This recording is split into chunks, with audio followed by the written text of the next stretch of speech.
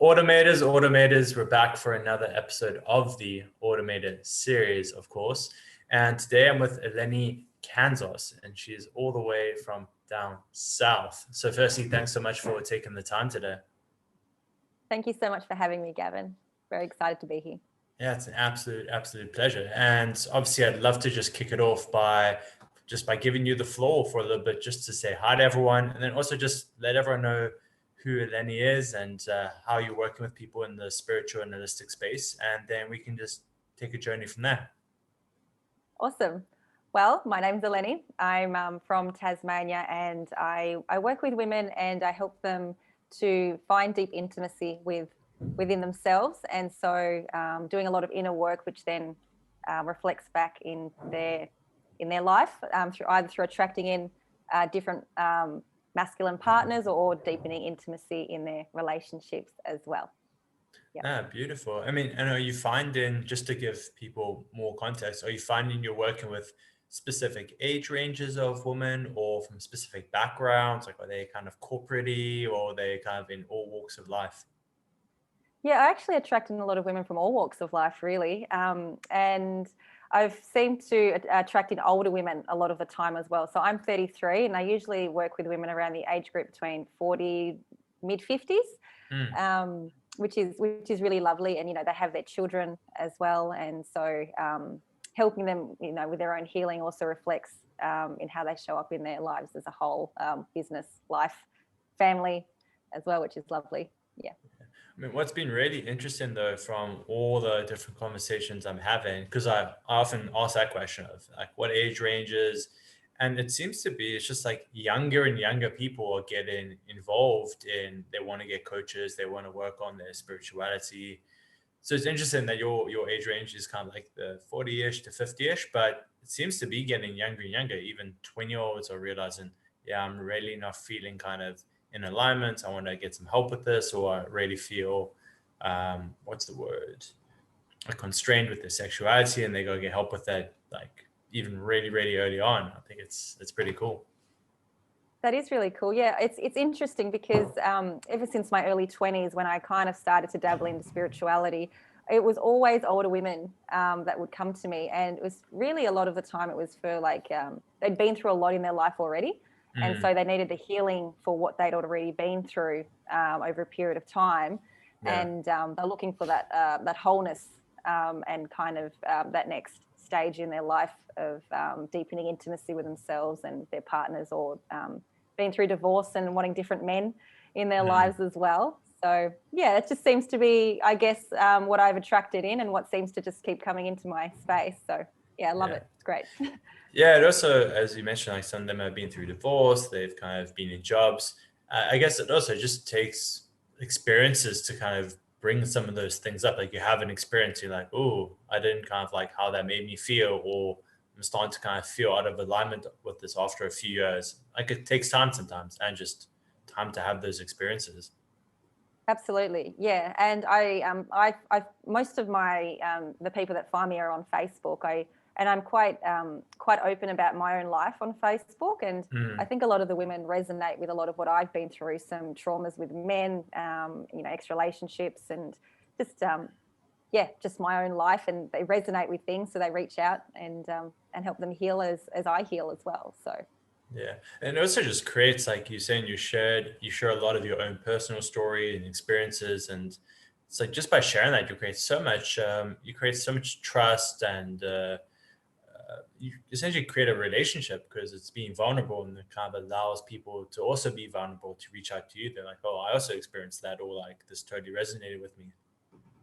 Absolutely. Yeah, absolutely. And I also find for myself, when I'm looking for coaches as well, I kind of want someone that's human and not only showing, all the pretty things. And, I don't really believe in going too raw and oversharing, but I also like the sharing of, I'm a human as well. This is my shadow. This is my dark part. And knowing that, you're connecting with someone who's been through real life stuff as well. So that's how I like to show up. And yeah.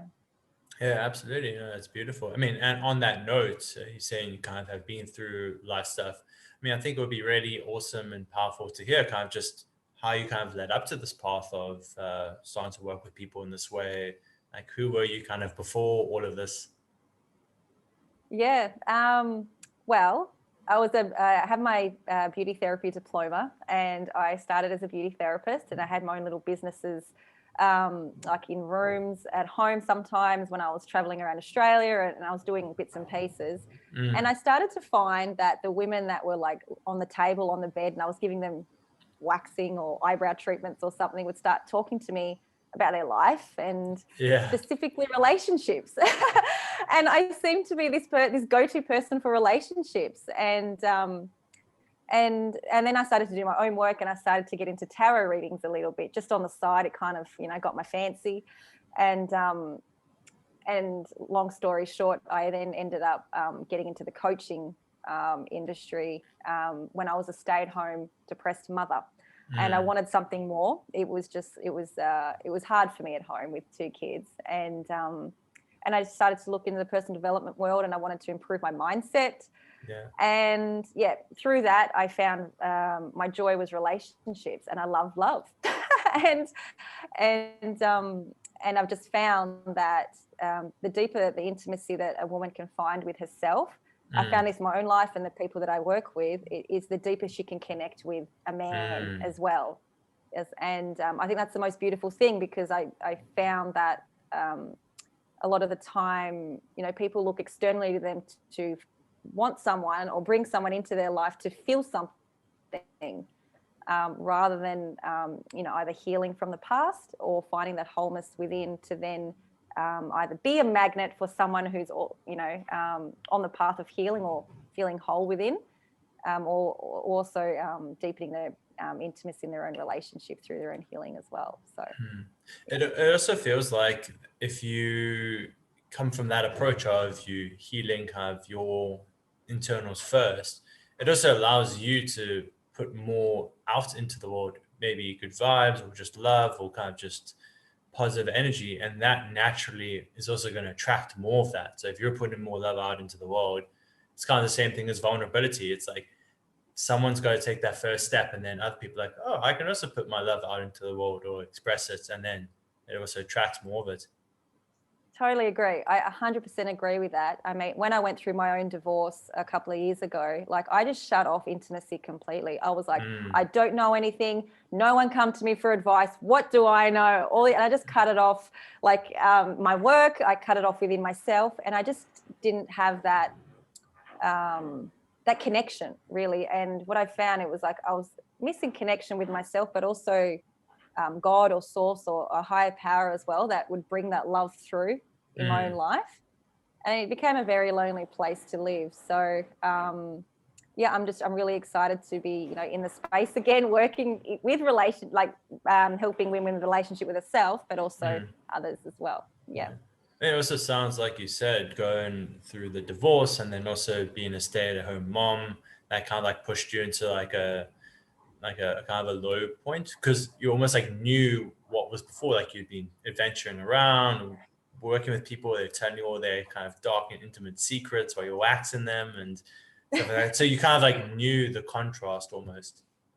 Right. Totally. Absolutely. And I think I think that when someone's got that like a trust within themselves and trust within, I think that also blooms out into the world. People can feel that. And I think that's the most important thing for a woman, especially, is to have that inner trust within herself. When that's not really there, it's like we operate from fear or from scarcity, and kind of end up in relationships we don't want, or we aren't really aligned with as well. We're afraid to be on our own, and things like that as well. So yeah. So you mentioned when you were doing the traveling around and working in the beauty space, you had already got interested in tarot reading. You started doing some of that. I mean, what other kind of directions did you start to look into and try for yourself?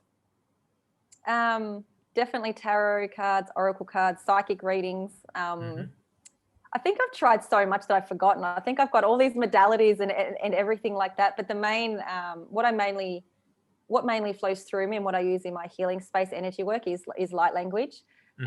which is something that was activated in me while I was pregnant. And no, I just had my daughter. I just had her, and it was really interesting the way it came through me. It was I was sitting on the floor with my daughter in my arms, and she wouldn't stop crying. And I had my son in the bedroom, and he was asleep, and I was afraid that she was going to wake him up with a screaming. It was for 4 hours, I think it was. Yeah. And I just screamed out, "God, someone help me!" Like I had no one around to help me. And as I was like rocking my baby like in my arms, I just felt this clog in my throat, and all of a sudden I started to channel this language, and I just kept rocking, and I went into this trance, and I didn't know what it was. And my daughter stopped crying within 3 minutes, and I kept channeling for about half an hour.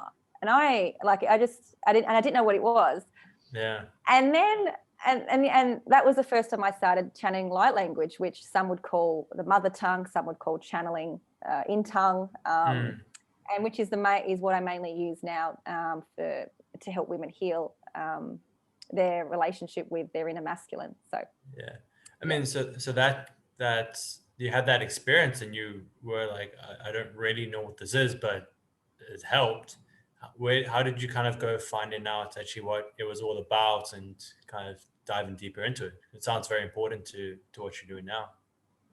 Yeah, absolutely. Well, the next day after it happened, both my babies were in the bedroom sleeping, and I actually got a mat and I sat in the same spot, and I'm like, what happened? Like, what recreate was everything. Yeah, recreate everything. I did. I didn't know what it was. It was just magic, and then nothing happened. And then I remember setting the intention.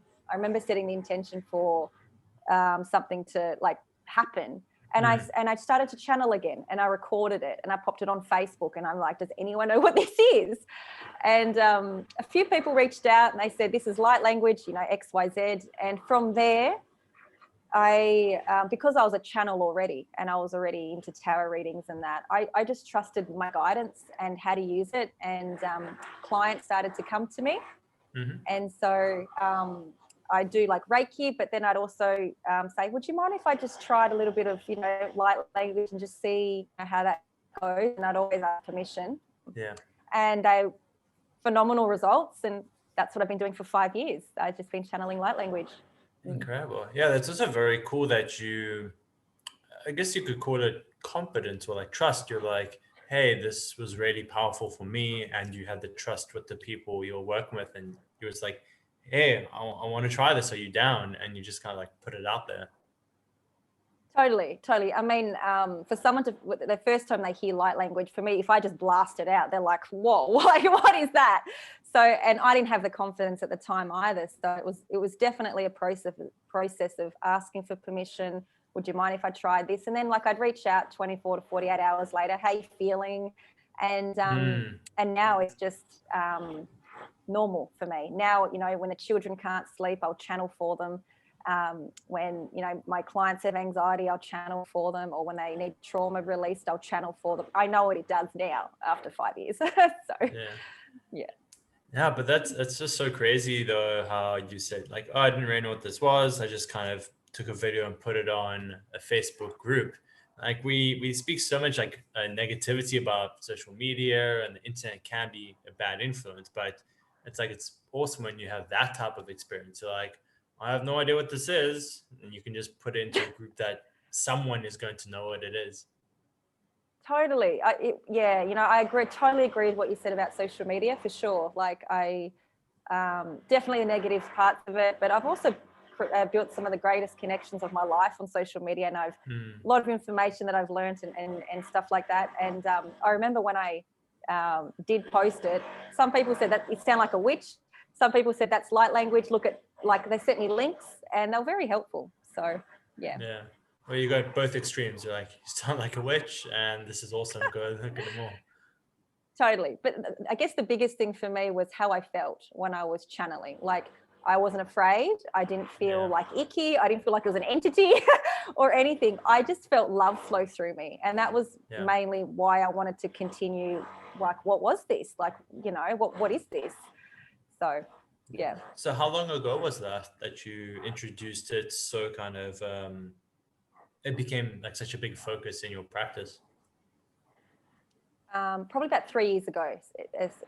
3 years ago, I was in Costa Rica, and I connected Mm, with some very professional people, very wealthy people, and they asked me to channel for them as well over there. And so mm, I was scared, but it also my confidence came up as well because of the results that they were receiving as well. So definitely 3 years ago was when it took off for me.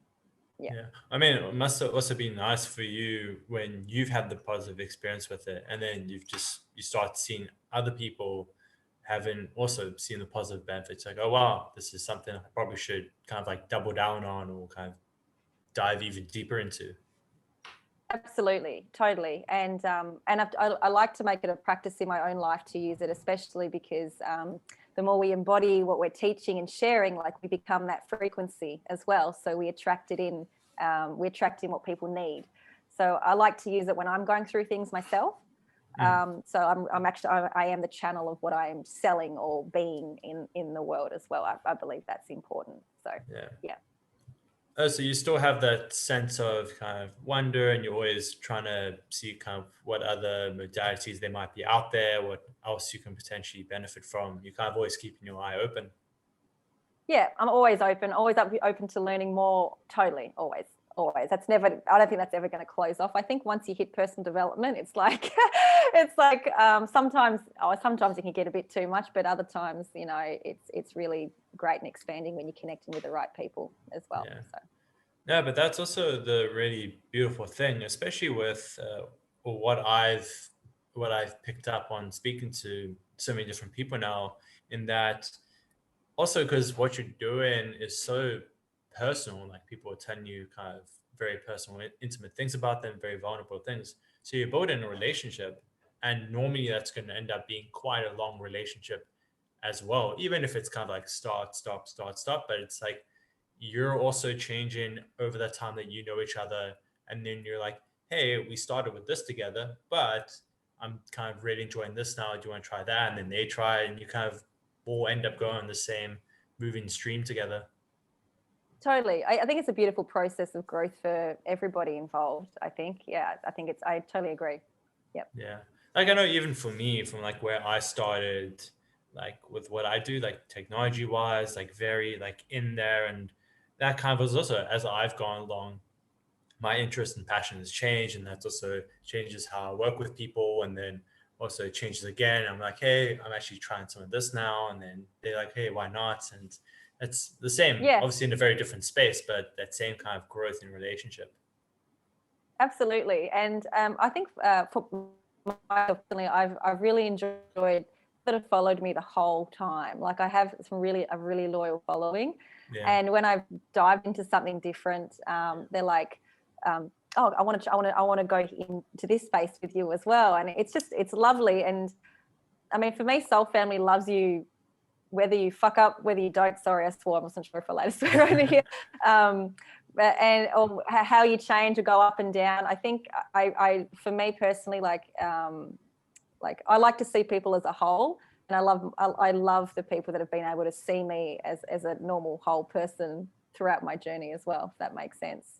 Yeah, absolutely. Yeah. I mean, because you mentioned also earlier you're very open on your social media, you're posting stories about yourself, being quite vulnerable. Like, how else are you kind of building relationships with the people you were just mentioning? Sorry, say that again. So, how else are you continuing to build that relationship with people? Are you actually hopping on calls with people quite frequently just to catch up? Are you messaging, or is it a lot of it through your posts and your stories, things like that? Yeah, it's mainly through my posts and my stories at the moment. I have a lot of connections in the intimacy space, like in the relationship, people in relation, teaching on relationship and that. Hmm.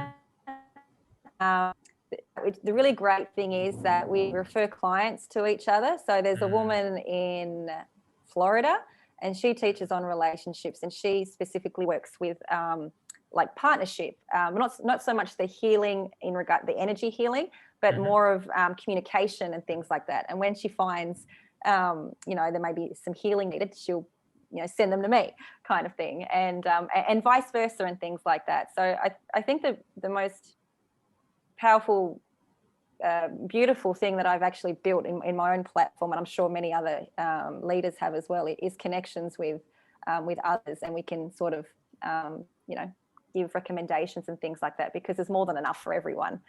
Nothing's going to run out, and people aren't going to just not going to not be a client there for somebody because someone else has them or something like that. Yeah.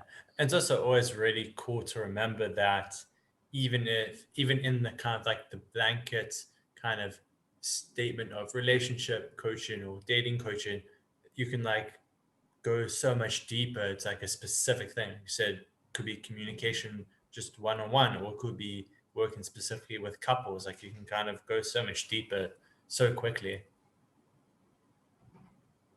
Absolutely. Totally. 100%. Yeah. I mean, and for you on that, since you've started, has that kind of also changed for you? Like the people you find interesting to work with, the people you're most passionate to work with and help? Yeah, it's interesting. I found that when I was in relationship, was a three.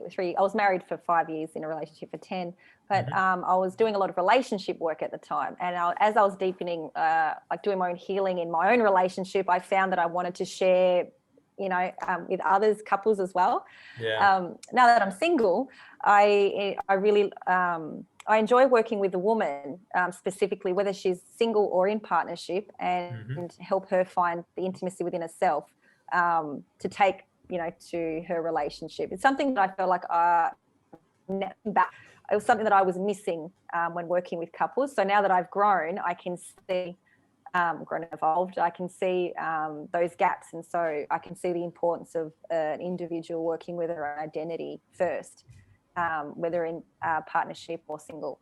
So so that's pretty what I'm drawn to at the moment, just women. Yeah. Yeah. Yeah, but that's the cool thing of how you say you're very vulnerable and you're sharing a lot about your own journey, your own stories. It's like you're also basically just teaching what you need for yourself at the time, like where you are at that time. You're essentially like, oh, I'm doing this for myself. I'm going to teach that now as well because it's what I'm closest to.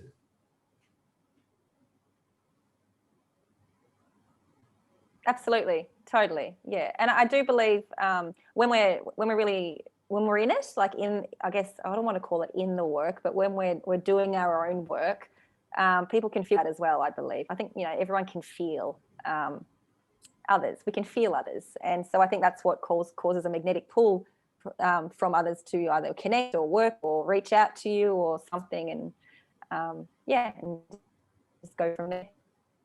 Yeah, absolutely. I mean, have you started to look in regards to, because you mentioned you have kind of this like family almost, and everyone's very close and have really stuck together for some time. Have you thought about doing kind of like a big get together in Costa Rica or somewhere?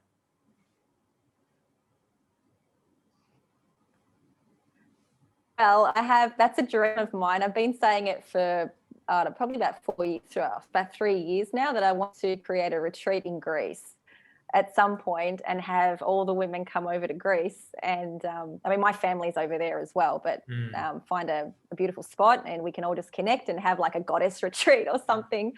So that's on the cards. I don't know when, with the world the way it is, but it's absolutely an intention I've set, and I'd love to create that one day for sure. Yeah, no, it's definitely doesn't sound like the worst place to do it either. It's nice and central by the water. It would be pretty magical. Yeah, yeah, probably I think maybe or August, September. It'll be a great summertime, or just towards the end of summer. Yeah, So pretty much right now, yeah. essentially. Right now, yeah, right now. Yeah, it's cold where we are. We're coming into spring now, so in Tassie. So Yeah, yeah, it's Tassie. I haven't heard it called that before. I like it actually. No, that's really awesome. And for yourself, have you kind of experienced some almost retreats and kind of gatherings in that way that you said it's almost your dream to create one as well?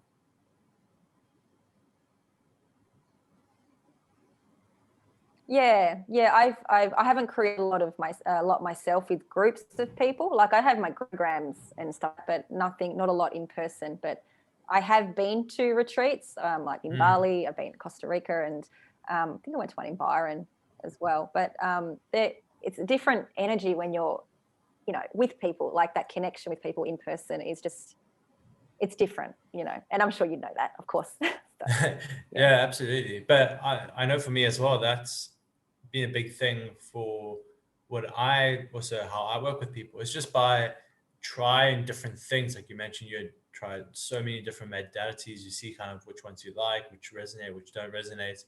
And same with that. It's like, okay, I really enjoy working with people one-on-one, or I really actually enjoyed when I was part of a group program.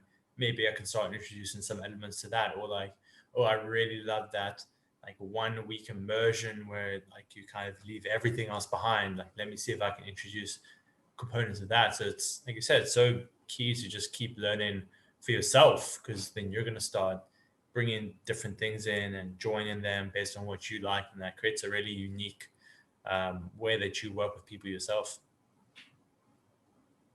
Oh, totally. I remember when I first started, it was just very much one-on-one I wanted, and I think that was mainly for my own confidence. It was like just to, get people and to see how I felt about it. And I think the more my confidence has grown is why I like groups of people, and you can impact more people with groups as well. But I also find it more fun with like engagement in groups and people sharing perspectives and opinions. And I think just when women come together as well in a group, just the way that they connect, it's a different kind of intimacy as well, and healing that happens as well. So definitely at the moment, I'm definitely loving the group work. Group work is also very cool. I was speaking about it with someone else yesterday, in that it's also like people will bring up different problems they're working through, and it might be problems or blocks or issues that someone else isn't working through, but they still kind of benefit from it, because maybe that's something they're going to experience down the line, or maybe it's something they experienced in the past, and then they can kind of give their input, and it creates like a really almost like creative energy. It's like you have all these different experiences coming in from all over. Yeah, and I think in that respect, totally agree with you as well. It's like people realize that they're not alone, and that not like something, not like if they've been through something, they're not something wrong with them. Like there's other people that have been through something similar, and it helps in the healing process and moving that the trauma out of the body, or seeing it from a different perspective, or whatever it is. Totally. Yeah. Yeah, like obviously working with a coach one-on-one who's been through the journey themselves, like you're basically teaching what you're kind of experiencing yourself or have had to work through. Like you said, getting in like a room of more than just one person, like, oh wow, all these people are feeling potentially the same things as me, or they are trying to work through the same things. I think it's definitely reassuring, because you can often feel very, very alone at times. Yeah, totally. And when I mentioned before earlier on about like that 1.5, 2 year gap where I just didn't want anyone around, I was like, I didn't trust anyone. It was just a really lonely time, and I just didn't want to let any love in. Like I didn't want to give it. I didn't think people deserved it. I didn't want to let it in. And definitely it felt like the depression and anxiety and all the things. And I can't remember what happened. I can't remember what it was that cracked me. Actually, yes, I do. It was my work. I remember I'd created a group, and I'm like, right, I'm going to create this program. It's going to be a healing group for women, and it's going to be helping them heal their relationship with men, because my heartache at the time and my trauma was around men, the masculine. Yeah. And through me just going back into my work and into my own truth, I think it was 10 women that came into the group, I think by 11. And that's what opened me up. That's what cracked me open. Women cracked me open. Their love as well, like seeing myself in them. I saw myself in them, and there were tears in the group. There was like love in the group. And it was just, I wasn't splattering my stuff all over them, but through them sharing what they needed from me, and me sharing my own teachings and learnings, it cracked me open. So yeah, that's always so cool though. It's like you're learning from your own learning. Like while you're working with people, that forces you to grow as well and bring stuff up, and et cetera, et cetera. Oh, 100%. 100%. I would never say, I believe it is absolutely a teach learn experience when you're working with someone or with a group of people. It's never or how I see it personally. I'm not saying I'm right, but it's like you're not only here to teach, you're also here to learn from your students as well. It's not a hierarchy thing, because I also believe that what you're here to learn the most, you're here to teach it as well. And I found deep healing in that as well. I found a lot of healing in that, and also humility and compassion as well for everyone all around. So Yeah, you mentioned humility, and I think that's a big thing, is keeping that. I think the word is humility. Yeah, keeping humble and keeping open that you could learn from your students as well. It's like you're not just there teaching, like you could also learn from them, but you need to be open to it, obviously. totally, absolutely. And for me personally, I found that when they share experiences, I'm learning. I'm learning more of and expanding my own awareness around life and the masculine and the feminine as well. And there's always more to learn. Like there's always more to learn. Always. I mean, and on that point of learning, as we start to wrap up a little bit, if people want to learn more about how you see your teachings and how you go about things and the way you work with people, what's the best way for people to actually connect with you and see what you got going on? Yep. So at the moment, I'm going through a complete rebranding, so I don't have a website. I'm just going through all my stuff. But if you'd like to connect with me, it's on Facebook, Eleni Kantzos, and also Instagram as well, at Eleni Kantzos XO.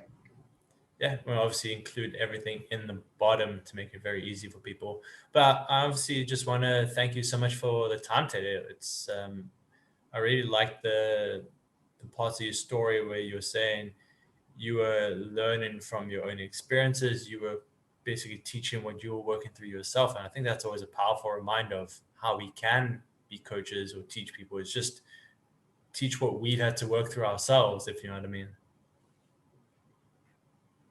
Totally. Absolutely. Thank you so much for having me. Yeah, thanks so much. I hope you enjoyed that episode of the Automator Series as much as I enjoyed having it. And there are two things I want you to do now. I want you firstly to follow me on YouTube, get that subscription in, because you're going to see all the new episodes popping up in that case, and you can stay on top of the series. And the second thing is, I want you to reach out to me. If anything we discussed on the episode today resonated with you in regards to potentially taking a jump into an online spiritual coaching business, or you really have a business and you're wanting to grow that out and you're feeling like you could be impacting a lot more lives, but you don't quite have the time right now, you don't quite have the freedom you wanted, and you don't quite have those systems in place, I want you to reach out to me. It's a no pressure, no strings attached. Send me a message on Facebook, LinkedIn, email, whatever you prefer, and we can just have a conversation and a bit of a back and forth in regards to where you're at, what you're looking for, and how I might be able to help you impact more lives with what you're doing.